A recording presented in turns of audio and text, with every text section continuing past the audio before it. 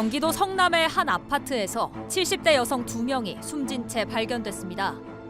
이들과 함께 화투를 치다가 시비가 붙었던 60대 남성이 살인 혐의로 긴급 체포됐습니다.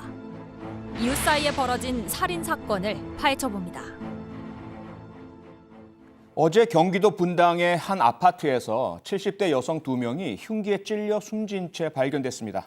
그런데 사건 발생 1시간 만에 이웃에 사는 60대 남성이 용의자로 체포됐죠. 박정호 기자, 사건 좀 설명해 주시죠. 네, 그러니까 어제 오전 7시 50분쯤 그러니까 경기도 분당구 금곡동의 한 아파트에서 70대 여성 2명이 숨진 채 발견이 됐는데요. 어떻게 발견됐냐면 이 피해자 지인이 그러니까 평소에 같이 운동을 하는 지인이 있어요. 아침에 운동하려고 나와봤더니 피해자가 안 온 거예요. 집을 찾아가 봤답니다. 그랬더니 이런 사건 현장이 벌어져 있었는데요. 그래서 경찰에 신고를 했고 경찰이 와서 먼저 CCTV를 돌려봤습니다. 그랬더니 같은 단지에 사는 69살 남성이 용의자로 특정이 된 겁니다. 그래서 9시쯤 살인 혐의로 이 용의자를 긴급 체포했고요. 근데 피의자는 지금 계속해서 살인 혐의를 부인하는 것으로 보여가지고요. 경찰의 조사가 더 필요해 보입니다.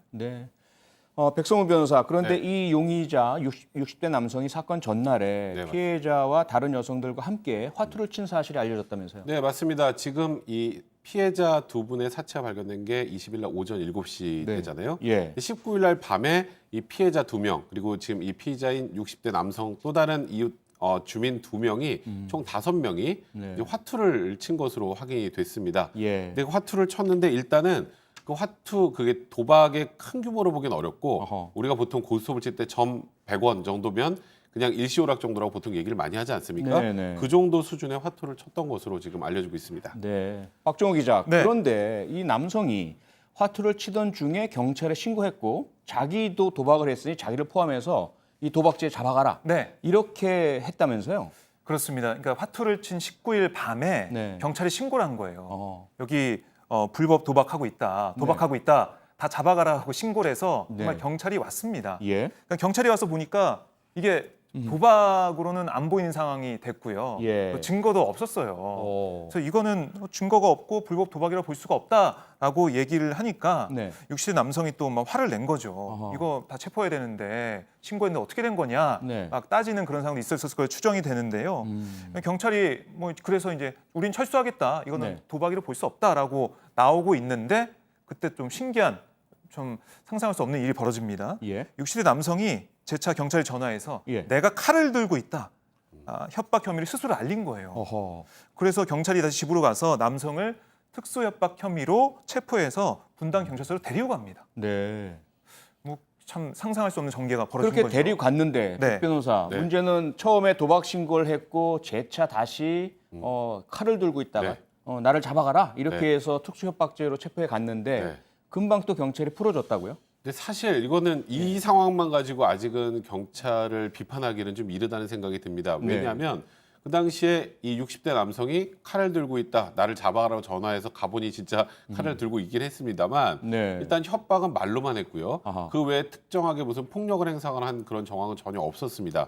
거기다가 이 함께 화투를 쳤던 피해자를 포함한 지인들도 우리가 잘 달랬다라고 얘기를 했고요. 그러니까 경찰 입장에서는 여기서 끝이라고 판단을 했고 그래서 이제 혐의를 다 인정하고 또 주거까지 일정하니 돌려보냈던 건데 이 사람이 이제 집에 가서 흉기하고 소주 한 병을 들고 또 이제 집을 나왔고요. 그리고 피해자 집에 갔다가 우리가 살인 사건이 있었던 걸로 추정하고 그 이후에는 흉기만 들고 나온 것으로 지금 나와서 자기네 집으로 돌아온 것으로 확인이 됐는데 이제 어쨌건 지금 이 상황에서 결국 이게 살인 사건까지 전개가 된 상황이기 때문에 경찰에서는 첫 신고와 조사 또 석방 과정에서 부적절한 것은 없었는지 검증하는 과정이라고 합니다. 지금 말씀하신 것처럼 결과론으로 놓고 보자면 특수협박죄로 연애에 갔을 때 그 위험성을 뭐 감지하고 막았어야 되지 않느냐라는 말을 쉽게 할 수 있겠지만 우리 주변에서 이런 일은 많이 벌어지잖아요. 동네 분들끼리 시비가 붙고 또 다툼이 있고 그러다가 뭐 폭행 시비도 일어날 수도 있고요.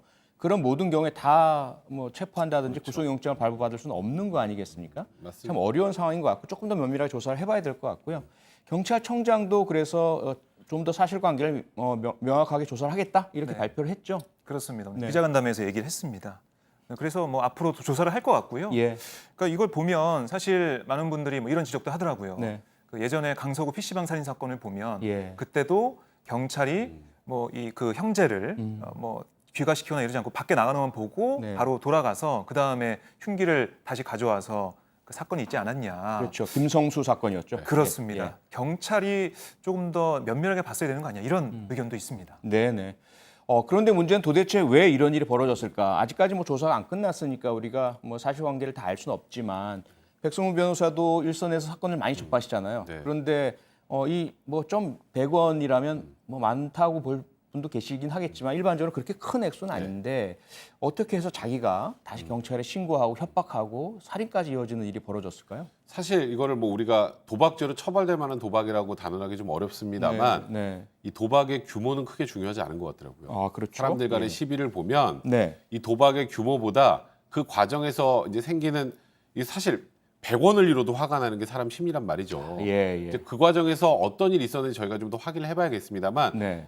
이게 금액의 규모가 크지 않은데 왜 이런 일이 있었을까로 접근하면 안 될 것 같고 맞습니다. 결국 예. 이 사건에서 가장 중요한 건 도대체 그 점 100원의 고스톱 치는 과정에서 무슨 일이 있었는지 네. 이제 가장 중요한 건 지금 현재 살아남은 이 또 다른 이웃 주민 2명이겠죠. 도박에 참여했던 예, 이 2명의 진술이 굉장히 중요하지 않을까 싶습니다. 네, 무엇보다도 이 사건의 발단이 분노 감정으로 일단 보이거든요. 지난주에 우리가 평택에서도 분노 감정 때문에 차량을 몰고 편의점으로 돌진해서 난동을 부린 사건도 봤고 우리 사회에 유독 분노 범죄가 많고요.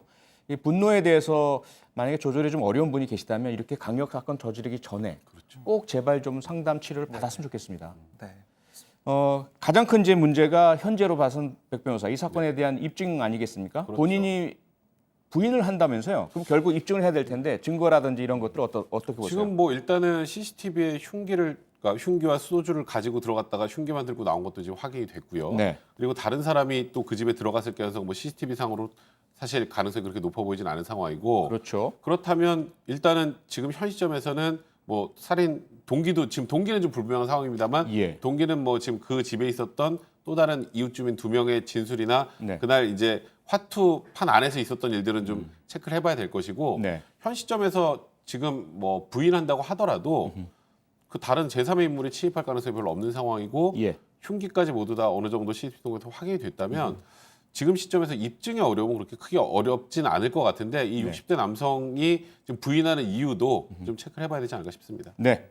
정확한 범행 경위는 무엇인지 또 경찰의 대처에 문제는 없었는지 철저한 조사가 필요해 보입니다.